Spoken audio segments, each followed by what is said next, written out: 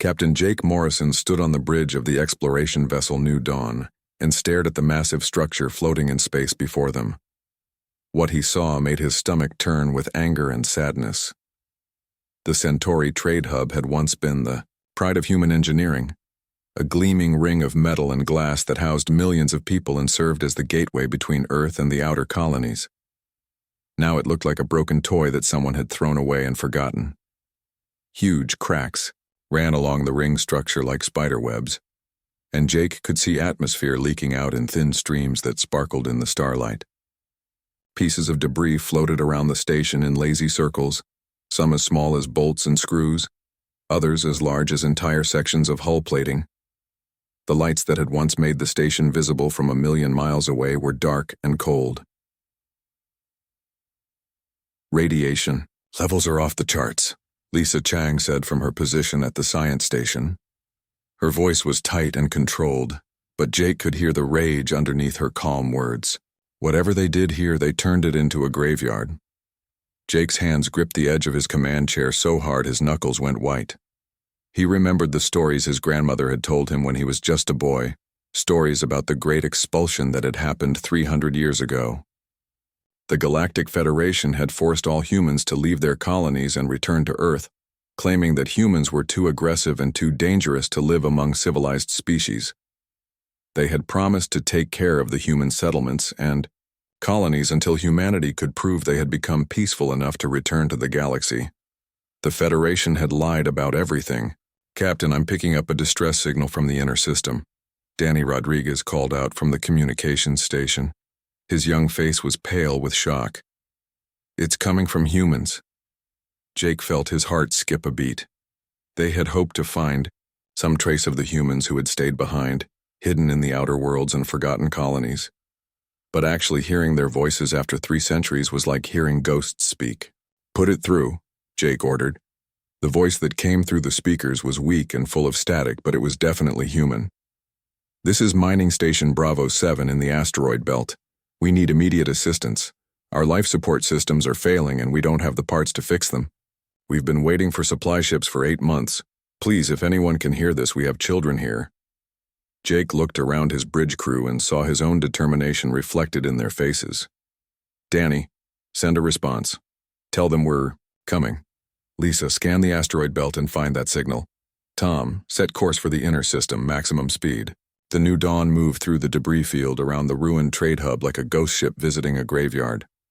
As they flew deeper into the system, they passed more evidence of the Federation's promises. A research station that had been studying alien plant life was now just a twisted wreck floating in orbit around a dead moon. A mining facility that had provided rare metals for the entire sector was completely gutted, its valuable equipment stripped away, and its workers long gone. "There," Lisa said, pointing at her scanner display. "I've got the signal. It's coming from a small asteroid about 2,000 kilometers ahead. I'm reading maybe 300 life signs, all human." As the New Dawn approached the asteroid, Jake could see why the humans there were in trouble. The mining station built into the rock looked like it was held together with spare parts and prayer. Solar panels were cracked and missing pieces. Communication arrays hung at broken angles, and several of the docking bays had been sealed with metal plates that looked like they had been welded in place by hand. "Docking Bay 3 is still functional," their pilot reported. "I can get us in there, but it's going to be tight." "Do it," Jake said. The docking bay was smaller than the ones on the New Dawn's home base, and Jake could see that it had been designed for much smaller ships. As they settled into place with only inches to spare on either side, Jake wondered how the people here had survived for so long with such limited resources. The airlock cycled, and Jake led a small team through the connecting tube into the station. The air inside smelled stale and recycled too many times, and the lights were dim to save power. An elderly woman was waiting for them, her gray hair pulled back in a practical ponytail, and her clothes patched and mended so many times it was hard to tell what their original color had been. "I'm Betty Harper," she said, and Jake could hear decades of stubbornness and determination in her voice. "I run this place, or what's left of it. Thank God someone finally heard our signal." Jake introduced himself and his team, and Betty led them through the station's narrow corridors. What Jake saw made him more angry with every step. The life support machinery was ancient and patched with parts that clearly didn't belong to the original systems. The medical bay had equipment that was older than Jake's grandfather. The food storage areas were nearly empty, with just enough supplies for maybe another month. The Zephyrian administrators control all the supply ships, Betty explained as they walked. Every time we need something, even just a simple air filter or a medical scanner, we have to fill out forms, dozens of forms. Then we wait for approval from 3 different departments. Then we wait for the parts to be allocated from the central warehouse. Then we wait for a ship to bring them. They stopped in front of a massive piece of machinery that was making unhealthy grinding noises. "This is our main air recycler," Betty said. "It's been making that sound for 6 months. We requested replacement parts 8 months ago. The Zephyrians told us we didn't fill out Form 847B correctly. When we submitted the corrected form, they said we needed approval from the Colonial Resources Department. When we got that approval, they said the parts were out of stock and we'd have to wait. When the parts came in, they said we needed a certified technician to install them. And the waiting list for a technician was 2 years long." Jake stared at the machine, understanding dawning in his mind like a cold sunrise. "They're not just being incompetent," he said slowly. "They're doing this on purpose." Betty nodded grimly. 47 different permits just to repair an air recycler. 63 forms to request medical supplies. 82 different approvals to upgrade our power systems. We've been dying by degrees while they stamp their papers and charge us fees for each form we submit. Jake's anger burned white-hot in his chest. This wasn't neglect or bureaucratic inefficiency. This was systematic murder carried out with forms and filing cabinets instead of guns and bombs. The Federation had found a way to eliminate the remaining humans without technically breaking their own laws about protecting colonial populations. "How many other stations are there like this one?" he asked. "Maybe a dozen that we know of," Betty replied. "We lost contact with most of them years ago. I assume they either found a way to leave or—" She didn't finish the sentence, but Jake understood. As they prepared to leave the station, Jake made Betty a promise. "We're going to fix this, all of it. The Federation is going to answer for what they've done." Betty looked at him with eyes that had seen too much disappointment to hope easily. "Young man, we've been waiting 300 years for someone to say those words. I hope you mean them." Jake looked out through the station's observation windows at the broken remains of human civilization floating in space around them. "I mean them," he said. "And we have a lot more ships where this one came from." Commander Alex Rivera crouched in the shadows of the Undercity beneath Nexus Prime, watching the nightmare unfold before his eyes. The planet had once been called the Jewel of the Galaxy, a place where dozens of different species came together to trade, learn, and build a better future. Now it looked like something from humanity's darkest history books, a place where the strong preyed on the weak, while the authorities looked the other way. The massive processing center stretched out below them like a metal cancer eating into the rock. Conveyor belts carried loads of precious metals and rare crystals, while armed guards in Corvathian syndicate uniforms watched over hundreds of workers who moved like broken puppets. Alex could see that these weren't criminals paying for their crimes or volunteers working for wages. These were families, including children who couldn't be more than 10 years old, their thin bodies bent under loads that should have been carried by machines. "Those aren't criminals," Tracy Woods whispered from beside him. She was his team's explosives expert, but right now she looked like she wanted to blow up everything in sight. "Those are just people. Kids. What kind of monsters do this to children?" Alex had seen war zones and battlefield atrocities during humanity's exile, but this was different. This was organized cruelty carried out in broad daylight with official approval. Through his binoculars, he could see Federation peacekeepers standing guard at the entrance to the facility, their blue uniforms clean and pressed while they watched. Slaves being worked to death just a few hundred meters away. Carl Wright, their intelligence officer, had been monitoring the facility's communications for 3 days. His face was grim as he showed Alex the data on his portable scanner. "I've cracked their network security. The Federation isn't just allowing this, they're profiting from it. 10% of all extracted resources go directly to private accounts. owned by Federation Council members. Look at these transaction records. The numbers on Carl's screen made Alex feel sick. Billions of credits flowing from slave operations across the galaxy into the personal bank accounts of the very officials who were supposed to protect innocent people from exactly this kind of exploitation. The Federation Council members were literally getting rich off the suffering of entire populations. It gets worse, Carl continued, scrolling through more data. The syndicate has operations on 47 different worlds: mining, farming, manufacturing, even entertainment facilities where they force people to perform for paying customers.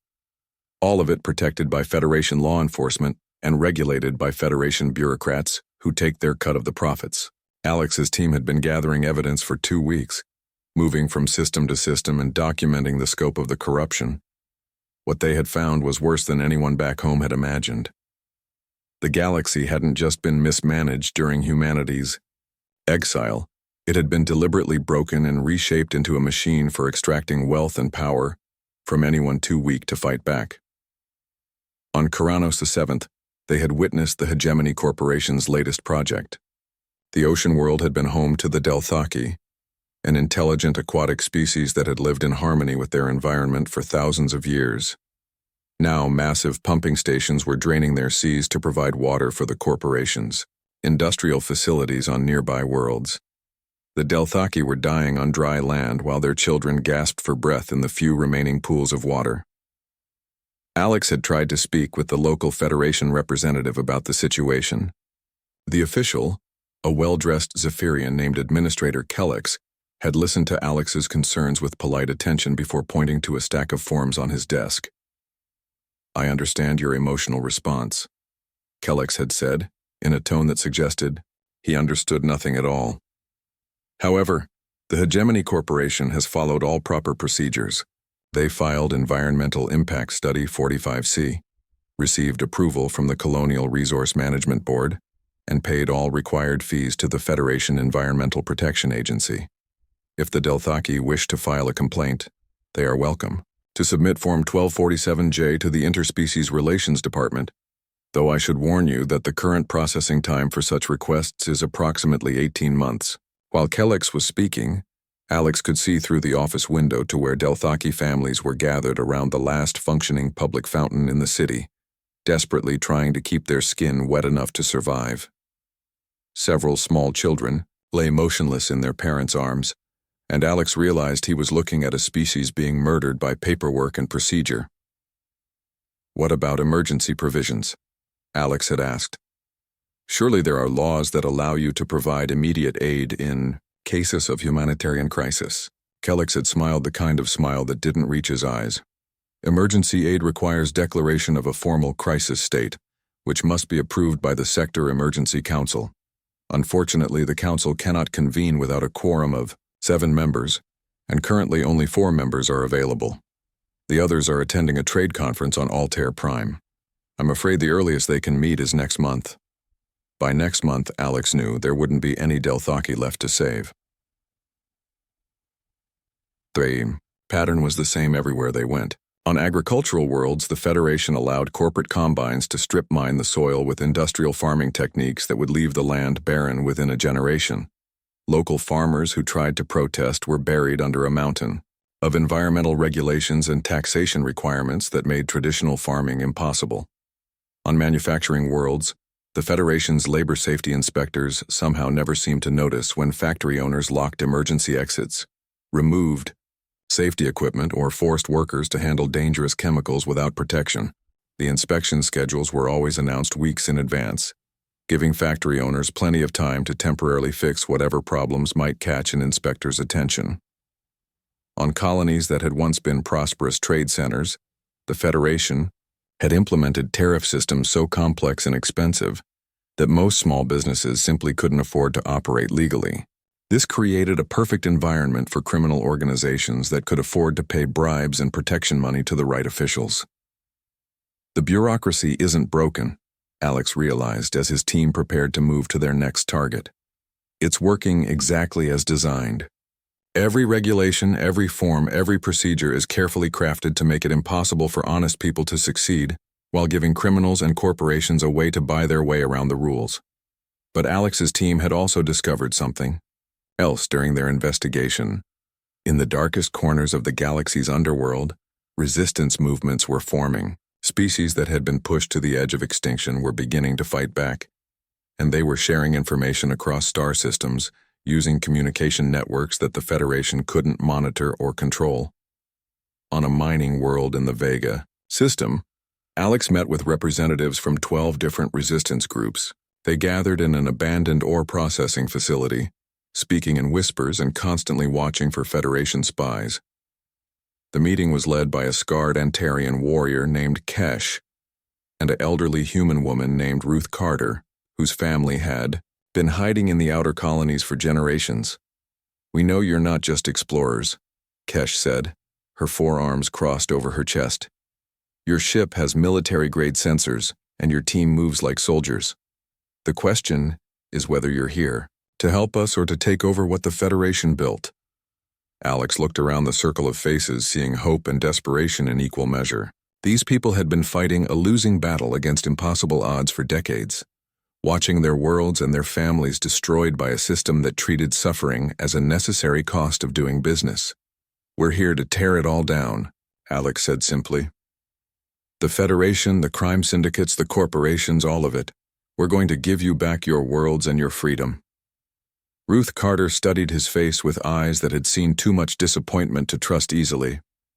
"That's a big promise, son. You sure you can deliver?" Alex thought about the fleet that was waiting in dark space, the weapons and technology that humanity had developed during their centuries of exile, and the anger that burned in every human heart when they saw what the galaxy had become. "We've been preparing for this for 300 years, he said. "And we're not coming back to rule you. We're coming back to set you free." Admiral Kate Sullivan stood in the command center of humanity's secret shipyard and watched the future take shape before her eyes. The massive construction facility floated hidden in the dark matter nebula of the Phantom Sector, invisible to every sensor system the Federation possessed. For 300 years, humanity had been building in secret, preparing for the day when they would return to claim what had been stolen from them. The shipyard stretched for hundreds of kilometers. In every direction, its construction bays filled with vessels unlike anything the galaxy had ever seen. These weren't the bulky, inefficient ships that the Federation used, designed by committees and built by the lowest bidder. These were humanity's answer to centuries of exile, each one a masterpiece of engineering that combined technology from dozens of different civilizations with innovations that could only come from a species that had been forced to survive without help. "We've incorporated tech from 17 different civilizations we encountered in dark space," Bob Martinez explained, as he guided Kate through the main construction bay. He was her chief engineer, a man whose family had spent 5 generations working on humanity's secret fleet. Plus, innovations that came from having to survive without access to the Federation's standard systems. Kate watched as automated construction systems assembled the hull of a new battleship with precision that made Federation shipbuilding look like children playing with blocks.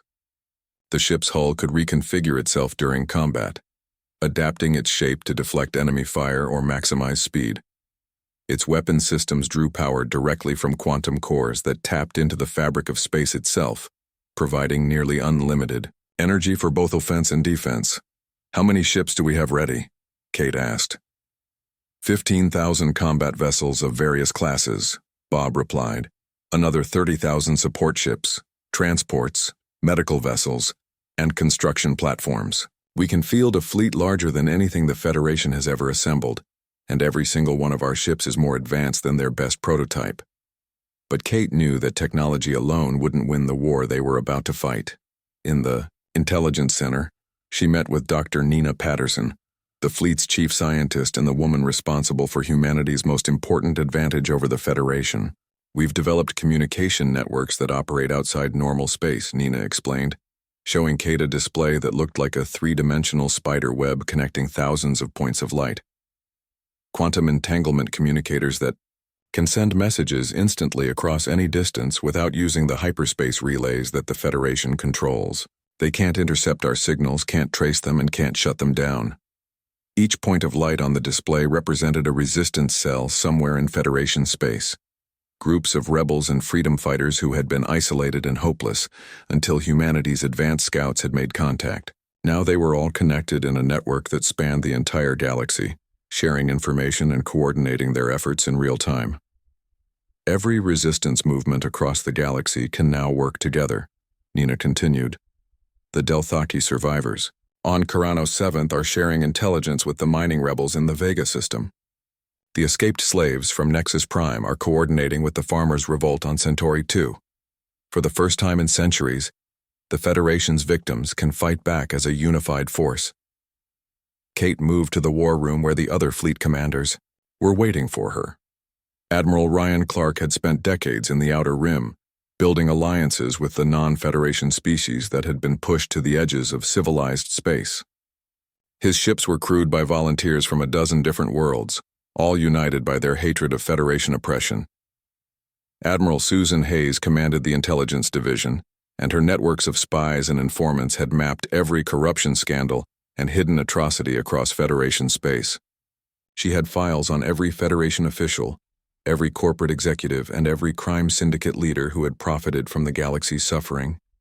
The galaxy doesn't need another conqueror, Kate told her assembled commanders as they gathered around the strategic planning table. It needs liberators. We're not here to replace the Federation with a human empire.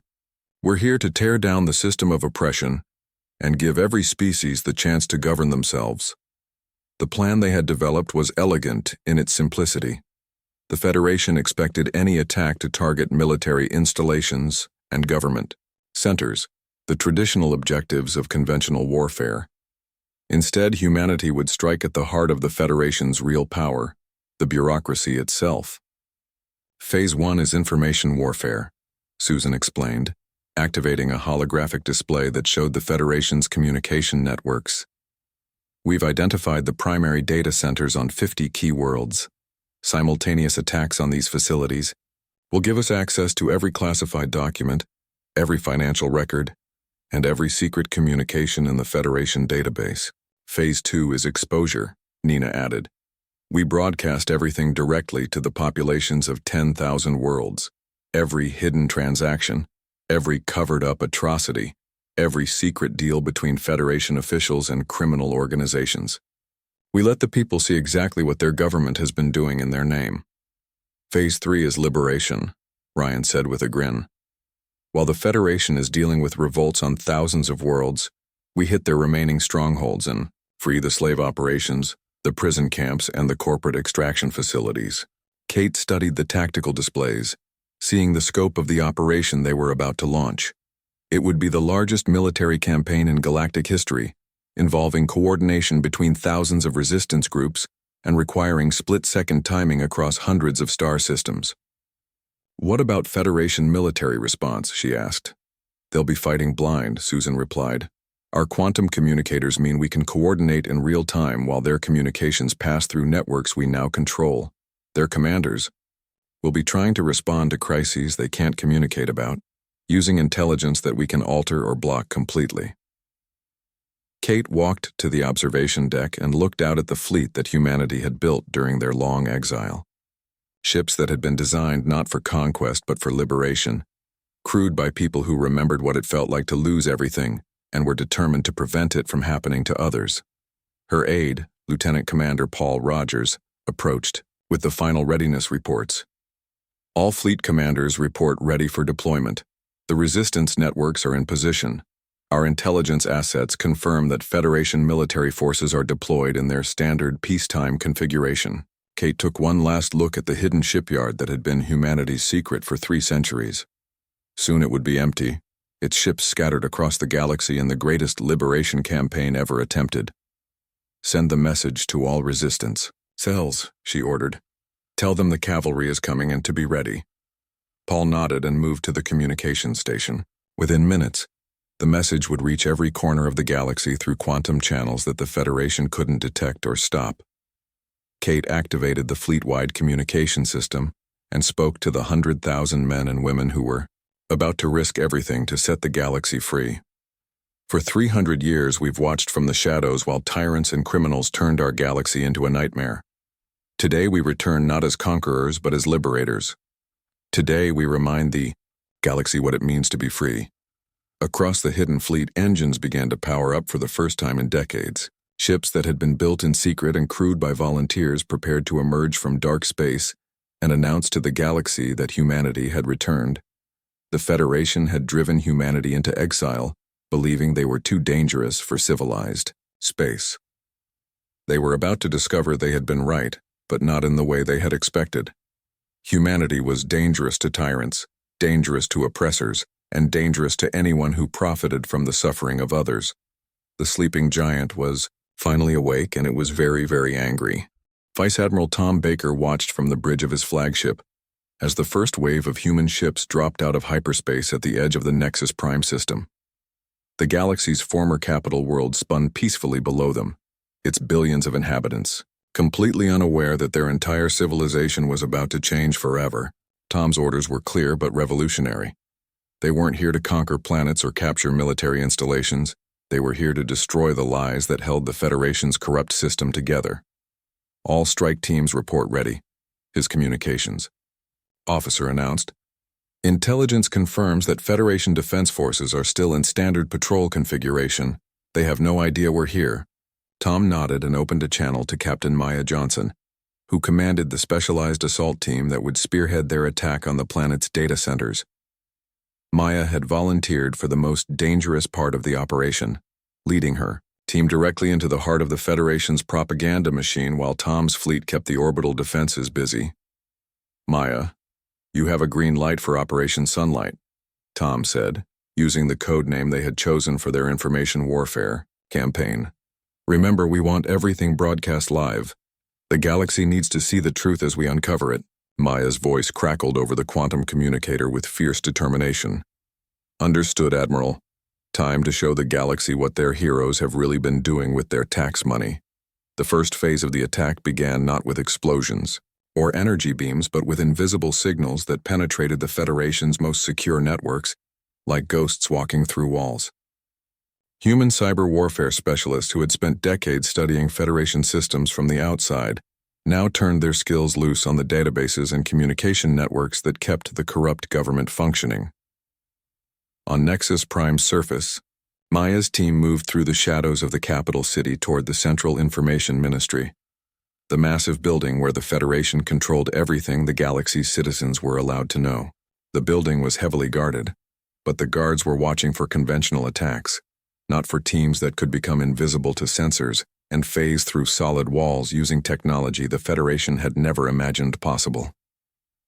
We're in, Maya reported as her team reached the main data vault 3 levels below the building's foundation. Beginning data extraction now. What they found in those secure files made even these hardened soldiers pause in shock. The Federation hadn't just been covering up their corruption and cruelty, they had been actively documenting it, keeping detailed records of every atrocity as if they were proud of what they had accomplished. Maya activated her combat recorder as her team's technical specialist, Sergeant Linda Pierce, began accessing the Federation's most classified databases. Citizens of Nexus Prime, Maya announced, knowing her words were being broadcast simultaneously to every screen on the planet. I'm Captain Maya Johnson of the Human Liberation Fleet, and I'm standing in your government's most secret archive. What I'm about to show you are the real records of your elected officials. The first files Linda accessed contained the private financial records of the Federation Council. Maya held up her scanner so the cameras could clearly see the numbers, scrolling past. These are Councillor Vex Thrandak's personal bank accounts. In the last 5 years, he has received over 2 billion credits in payments from the Corvathian Syndicate's slave operations. Here are the transaction records showing exactly when each payment was made and which slave camp generated the money. Across the planet, Federation citizens watched in stunned silence as their screens showed them proof that their government was directly profiting from slavery. The shock turned to rage as Maya's team revealed more and more evidence of corruption and brutality. This is the authorization signed by Councillor Yex Heldren for the Keranos 7 ocean draining project, Maya continued, holding up a document that showed the Federation had known the operation would kill millions of Delthaki but had approved it anyway because the water was needed for corporate mining operations. The environmental impact report clearly states that the entire Delthaki species would be extinct within 2 years, and Heldren wrote in the margins that this was an acceptable loss. While Maya's team was exposing the Federation's crimes to their own citizens, Tom's fleet was dealing with the military response. Federation warships were scrambling to respond to the attack, but their commanders were discovering that their communication networks were no longer under their control. Admiral Grant Foster, commanding the human battle group at the Altair Junction, intercepted Federation military transmissions and couldn't help but laugh at what he was hearing. "Admiral Baker, you need to listen to this," he said, patching through a recording of a Federation fleet commander trying to coordinate a response. The Federation admiral's voice was full of panic and confusion. "Nexus Command, this is Admiral Corex requesting immediate tactical updates. We're showing human ships throughout the sector, but our sensors are giving conflicting readings. Request you confirm enemy positions and strength assessments." The response from Nexus Command was even more desperate. "Admiral Corex, our entire communication network appears to be compromised. We're receiving reports of human attacks on 47 different star systems, but we can't verify which reports are accurate. Recommend you proceed to your last known orders until we can re-establish secure communications." "They're used to fighting with complete information superiority," Tom's tactical officer Holly Kim observed as she monitored the Federation's increasingly frantic communications. "They've never had to command blind like this." But the most devastating blow came when Chief Intelligence Officer Steve Parker activated the final phase of Operation Sunlight. Hidden transmitters across the galaxy began broadcasting the Federation's own internal communications, recordings that had been automatically archived by their own security systems. The galaxy listened in horror as Federation counselors casually discussed genocide, slavery, and environmental destruction as if they were talking about the weather. On Karanis VII, surviving Delthaki heard Federation officials laughing about how stupid the aquatic aliens looked when they gasped for air on dry land. On mining worlds throughout the Outer Rim, families discovered that Federation administrators had deliberately created food shortages to make workers more desperate and willing to accept dangerous jobs. The reaction was immediate and explosive. Amy Torres, a junior officer monitoring galactic news feeds, looked up from her station with amazement in her voice. "Admiral, 17 member worlds just declared independence in the last hour. The Federation Council is calling for emergency sessions, but half their own delegates are refusing to attend. On Nexus Prime, Maya's team had moved from the data archives to the slave processing center they had discovered beneath the city. The facility was hidden behind multiple layers of bureaucratic lies, officially listed as a colonial rehabilitation center in government records. In reality, it was a sorting facility where kidnapped beings from across the galaxy were prepared for sale to corporate buyers. Maya's cameras captured everything as her team freed hundreds of prisoners who had been scheduled for shipment to mining operations and industrial facilities, children who had been taken from their families, adults who had committed no crime except being in the wrong place when the syndicate needed more workers, elderly beings who had been declared economically unproductive and marked for disposal. "This is what your government calls rehabilitation," Maya said into her recorder as medics from her team began treating malnourished prisoners. "These people haven't been convicted of any crime. They were just in the way when someone powerful wanted something they had." Across the galaxy, similar scenes were playing out on dozens of worlds as human forces struck at the infrastructure of oppression that the Federation had built. On industrial worlds, they shut down factories that used slave labor and arrested the corporate executives who had been profiting from human misery. On agricultural worlds, they destroyed the legal frameworks that allowed corporations to steal land from local farmers. The Federation's response was swift, but completely ineffective. Fleet commanders who were used to overwhelming technological superiority found themselves fighting against ships that could adapt their configurations in real time, and weapons that drew power from sources Federation science couldn't understand. More importantly, they found themselves fighting a war where the enemy controlled all information while they operated completely blind. Admiral Corex made one last desperate attempt to coordinate a counterattack, but his transmission was intercepted, and his fleet location was immediately broadcast to every resistance cell in the sector. Within hours, his ships were surrounded by civilian vessels, whose crews had decided they had nothing left to lose. "This is Admiral Corex of the Federation Defense Fleet," he broadcast on an open channel. "I call upon all human forces to cease hostilities and negotiate a peaceful resolution to this conflict." Tom Baker's response was broadcast across the entire galaxy. "Admiral Corex, there will be no negotiations with slave traders and murderers. You have 1 hour to surrender your ships and submit to arrest for crimes against sentient beings. After that, we will assume you intend to continue supporting the..." President Laura Mitchell walked through the gardens of New Geneva, humanity's temporary administrative center on a peaceful world at the edge of the galaxy, and tried to understand how much the universe had changed in just 1 year.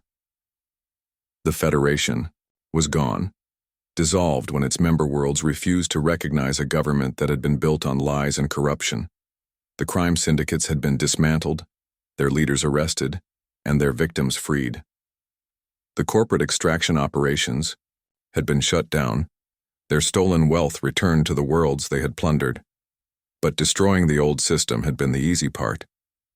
Building something better to replace it was turning out to be much more complicated. Marcus Bell, her chief advisor, approached with his daily stack of reports from across the galaxy. His expression was cautiously optimistic, which Laura had learned meant things were going well, but new problems kept appearing faster than they could solve the old ones. "The Andromedan Trade Alliance has successfully established their new government," Marcus reported as they sat beside a fountain that had been built by refugee children from 12 different worlds. "Democratic elections, proportional representation, and a constitution that explicitly prohibits slavery, environmental destruction, and corporate monopolies. They're asking if we'd like to send an observer to their first parliament session." Laura smiled at that news. The Andromedans had been one of the most oppressed regions under Federation rule. Their world strip-mined for resources while their people were forced to work in conditions that killed them by the thousands. Now they were free to govern themselves and build the kind of society they actually wanted. "What about the Delthaki?" she asked, remembering the aquatic species that had nearly been driven extinct by corporate greed. "They've successfully restored their ocean worlds," Marcus replied, consulting his notes. "The pumping stations have been dismantled and the water levels are returning to normal. Birth rates are up and they're establishing underwater cities using technology we helped them develop. They're also offering to share their knowledge of sustainable aquaculture with other worlds." Laura nodded, but she knew the real challenge wasn't in the success stories. "Tell me about the problem cases." Marcus's expression became more serious. 17 worlds are still having difficulties adjusting to self-governance. Most of them are former Federation core worlds where the population has never had to make decisions for themselves. They keep asking us to tell them what to do and they get upset when we refuse. This was the problem Laura had been expecting from the beginning. The Federation had deliberately created a system where ordinary citizens were trained to be helpless, unable to organize or govern themselves without permission from distant bureaucrats. Breaking the chains had been simple compared to teaching people how to walk without them. "What kind of help are they asking for?" Laura asked. "The usual things," Marcus replied. "They want us to choose their leaders for them, decide their economic policies, resolve their disputes with neighboring worlds. On Vega Prime, they actually voted to ask humanity to become their permanent government because they said democracy was too complicated." Laura sighed. This was exactly what they had hoped to avoid. Humanity hadn't fought a galaxy-wide war just to become the new oppressors, but some species seemed almost desperate to give up their freedom in exchange for someone else making their decisions. "Send transition advisors to all 17 worlds," she decided. "But make it clear that our job is to teach them how to govern themselves, not to govern them for them. Set a 2-year deadline for all advisory missions to end, whether the locals think they're ready or not." In her office, Laura met with representatives from dozens of different worlds, but these weren't subjects requesting permission from their rulers. These were equals working together to solve problems that affected all of them. The meeting was led by Ambassador Sarah Coleman, a former Federation diplomat who had switched sides when she realized what kind of government she had been serving. The Zephyrian delegate, Commander Zek Thornfield, still seemed amazed by how different these meetings were from Federation Council sessions. Under the old system, he had been required to submit written requests weeks in advance just to ask a question, and actual policy discussions had been limited to approved topics that wouldn't upset any important corporate sponsors. Your people could have simply conquered us, Zek said during a break in the discussion about new trade agreements. You had the ships, the technology, the military power to impose whatever system you wanted. Why go through all this trouble to help us build our own governments? Laura looked out the window at the orbital platforms around New Geneva, where ships from 100 different worlds were docked side by side. Traders, diplomats, refugees, and tourists mingled freely in a way that had been impossible under Federation rule, where every interaction between species had been regulated and taxed. Because empires fall, she said simply, but communities endure. We didn't come back to rule the galaxy, we came back to fix it. The hardest part wasn't dealing with worlds that wanted too much help. It was dealing with the ones that had been so damaged by Federation rule that they couldn't trust anyone's motives. On industrial worlds where corporate overlords had used divide-and-conquer tactics to keep workers fighting each other, instead of organizing for better conditions, different species groups refused to cooperate even after their oppressors were gone. On former slave worlds, populations that had been deliberately kept ignorant were suspicious of any kind of education or technological advancement, believing it was a trick to make them easier to control. On worlds where Federation bureaucrats had made every aspect of daily life require official permission, some people were afraid to make any decisions without getting approval from some authority figure. Jennifer Walsh, Laura's secretary, brought her the report she had been waiting for all day. Ma'am, Captain Morrison's survey mission has returned from the Galactic Rim. They're requesting permission to dock and deliver their findings. Laura felt a mixture of excitement and anxiety. Jake Morrison had been leading joint human-alien exploration missions to the unexplored regions beyond Federation space, looking for new worlds and new civilizations that might want to join the growing community of free worlds. His findings would help determine whether humanity's dream of a truly cooperative galactic civilization was realistic or just wishful thinking. Jake arrived at her office an hour later, still wearing his exploration gear and grinning like a man who had just discovered a treasure chest. Ma'am, you need to see this, he said, activating a holographic display that showed star charts of the Galactic Rim. We found them, Jake continued. 17 different species living in the unexplored regions, all of them refugees from Federation, space who fled rather than submit to the bureaucracy. They've been building their own cooperative networks out there, sharing technology and resources, governing themselves through voluntary associations.